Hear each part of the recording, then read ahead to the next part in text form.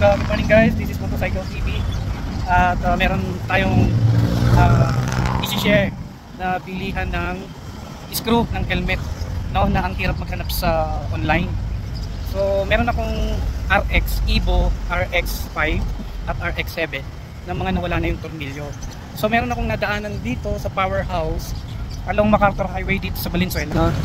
Ayan, lapit siya dito sa Rusi, PS Bank, at ito yung Powerhouse. Meron siyang iba-ibang screw. So nakita ko nga, nag-inquire ako kasi eksakto lang na nadaanan ko yung purpose ko talaga, kulungan ng pusa. Sana tingnan ko nga itong Powerhouse, yung mga bolts and nuts. So try natin mag-inquire. Eto na yon, yung sa tornilyo, no. Pero itatry ko lang, hindi ko kasi dala yung, yung helmet ko na Evo RX7 at saka RX5, pero mukhang ito na yung kasya. Kaya guys, sa mga may mga kulang na tornilyo, no, diyan sa gilid ng baka sakaling ito yung tornilyo para sa mga Evo or sa ibang brand ng helmet. So ayan guys, ayan ate, invite mo sila sa yung hardware. Hello po, pumisita po kayo dito sa Powerhouse po, tapat po ng PS Bank Along MacArthur. HRP Corporation. Ayun, meron bang contact number?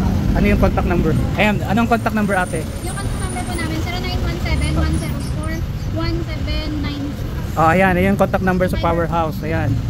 So sa mga gusto mag-inquire at bumili, baka sakaling ito nga yung tornilyo, no, pwede silang daanan along MacArthur Highway. So ayan guys, sana ito na. Para ang hirap din kasing maghanap ng match, tapos pag pinadala sa'yo galing, hindi naman yung screw nung talagang hinahanap mo, kaya sayang. So ayan guys, this is Motorcycle TV sharing for the screw ng ating mga helmet. See ya! Hello guys, ito na yung Evo helmet, no, na model RX7, no. Ito yung sinasabi kong tanggal na yung tornilyo. Ayan, ito. So hopefully yung binili nating nato screw sa Powerhouse magkasya. So tingnan natin. Bumili ako ng 4, parang 2 lang yung kulang, panobra, just in case meron akong spare. So ito, tingnan natin.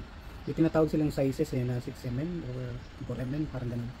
Pero ito guys, sana mag-match siya. So ayun guys, nakakuha ko. Meron akong isang toolset ng gamit.